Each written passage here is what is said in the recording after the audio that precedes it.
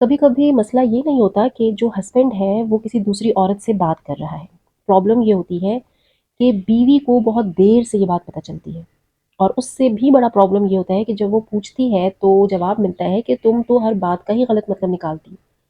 और उस लम्हे फिर वो औरत को समझ नहीं आ रही होती कि वो अपने दिल पर यकीन करे या फिर शौहर के लफ्ज़ों पर यकीन करे। आज मुझे फेसबुक पर एक बहन का बहुत लंबा सा मैसेज मिला। मैंने उसे एक दफ़ा पढ़ा, फिर मैंने उसे दोबारा फिर पढ़ा, क्योंकि उसमें सिर्फ उस औरत का दुख नहीं था, बल्कि हज़ारों घरों की खामोशी छुपी हुई थी।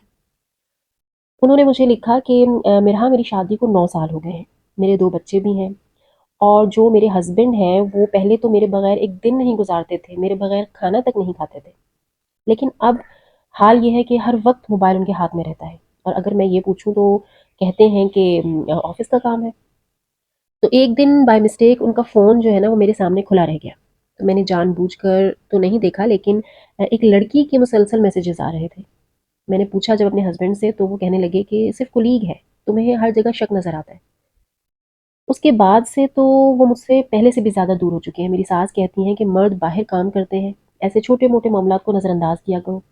लेकिन मेरा मैं लड़ना नहीं चाहती, घर भी बचाना चाहती हूँ, मगर अपने दिल को कैसे समझाऊं जिसमें बाल आ गया है? क्या वाकई मैं ही ज़्यादा सोच रही हूँ? मुझे क्या करना चाहिए? तो ये बहन मुझसे पूछ रही हैं कि ऐसी सूरत हाल में इन्हें करना क्या चाहिए। तो सबसे पहले तो मैं अपनी बहन से कहना चाहूँगी कि अगर आपके दिल में बेचैनी पैदा हुई है, तो उस बेचैनी का मजाक ना उड़ाएं। हर शक सही नहीं होता, लेकिन हर एहसास झूठा भी नहीं होता। और जो हमारे कुछ शौहर हजरात हैं वो भी तो कमाल करते हैं ना। अगर बीवी पूछ ले कि ये कौन है, तो फौरन जवाब आता है कि तुम्हें मुझ पर यकीन नहीं है क्या? तुम मुझ पर एतमाद नहीं करती हो? तुम्हें मुझ पर ट्रस्ट नहीं है? तो अरे भाई, सवाल का जवाब दे दें, आप अदालत क्यों लगा रहे हैं? एतमाद सिर्फ मांगा नहीं जाता, बनाया भी जाता है। अगर कुछ सासें भी बड़ी मासूम होती हैं, कहेंगी मर्द ऐसे ही होते हैं। नहीं अम्मी जी, मर्द ऐसे ही नहीं होते, मर्द भी अपने किरदार से पहचाने जाते हैं। अगर बेटे की हर गलती पर सिर्फ पर्दा डाला जाएगा तो फिर उसकी इस्लाह कौन करेगा?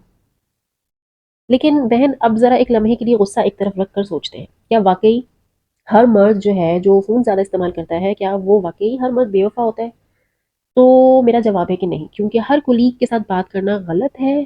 तो इसका जवाब भी है कि नहीं।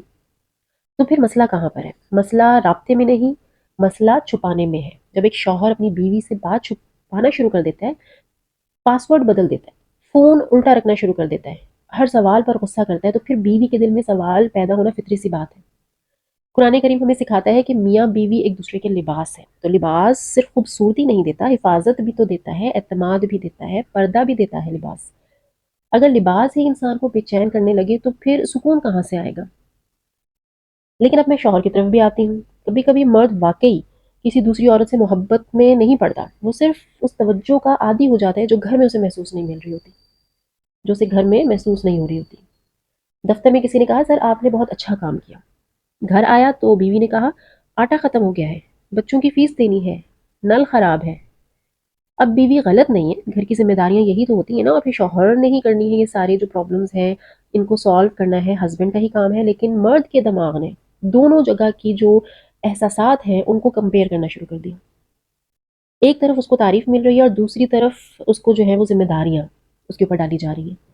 तो ये वो जगह है फिर जहाँ जो शैतान है वो बहुत ही आसानी से दरार डाल देता है।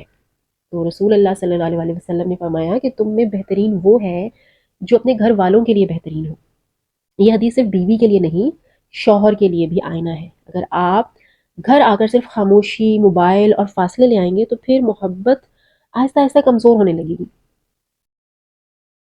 और मैं उन बहन से ये भी कहना चाहूँगी कि कभी कभी जो औरत होती है ना, वो खौफ में आकर अपनी सारी शख्सियत को खो देती है। वो हर 5 मिनट बाद पूछती है, कहाँ हैं आप?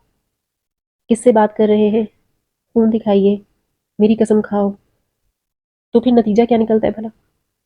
अगर शौहर वाकई गलत रास्ते पर नहीं होता, तो वो फिर इन इस तरह के सवालों से चिढ़ जाता है। और अगर वो गलत होता है तो फिर वो मज़ीद छुपाना सीख लेता है। इसलिए जज़्बात में आकर हर वक़्त ये जो इन्वेस्टिगेशन होती है ना, ये जो है वो मसले का हल नहीं होता है। इसको आपको अवॉइड करना चाहिए। तो हल ये है कि एक दिन पुरसुकून वक़्त में सिर्फ़ इतना कहिए कि मुझे इल्ज़ाम नहीं लगाना, मुझे सिर्फ़ अपने दिल का सुकून वापस चाहिए। अगर हमारी शादी में कोई कमी आ गई है, तो आइए दोनों मिलकर इसे ठीक कर लेते हैं। तो ये जो जुमला है ना, یہ لڑائی نہیں کرتا، سوچنے پر مجبور کر دیتا ہے اگلے بندے کو۔ اور اگر اس کے باوجود بھی شوہر مسلسل جھوٹ بولے، حدیں توڑے، بیوی کی عزت کو نظر انداز کرے، تو پھر خاموش رہ کر خود کو ختم کرنا بھی درست نہیں ہے۔ اسلام جو ہے وہ ظلم برداشت کرنے کا نہیں، حکمت کے ساتھ اس ظلم کا مقابلہ کرنے کا درس دیتا ہے ہمیں۔ اپنی عزت نفس کو سنبھالیے، اپنی عبادت مضبوط کیجیے، اپنی شخصیت کو صرف شوہر کے گرد مت گھمائیے، علم حاصل کیجیے، اپنی صحت کا خیال رکھیے، بچوں پر توجہ دیجیے، اور اللہ سے اپنے تعلق کو مضبوط کیجیے۔ کیونکہ بعض اوقات جب انسان اللہ کے قریب ہوتا ہے تو وہ فیصلے کر لیتا ہے جو خوف کی حالت میں بھی وہ نہیں کر سکتا۔ اللہ اس کو اتنی طاقت دے دیتا ہے اور اتنی سمجھ دے دیتا ہے۔ تو آخر میں صرف اتنا ہی کہنا چاہوں گی کہ اگر کسی رشتے میں محبت کم ہو جائے تو وہ واپس آ سکتی ہے، اگر بات چیت بند ہو جائے تو وہ بھی دوبارہ شروع ہو سکتی ہے، لیکن اگر اعتماد ٹوٹ جائے تو پھر اس کو جوڑنے کے لیے دونوں کو کافی محنت کرنا پڑتی ہے، صرف ایک کو نہیں۔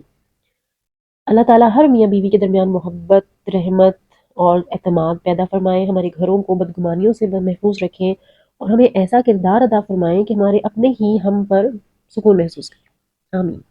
جزاک اللہ۔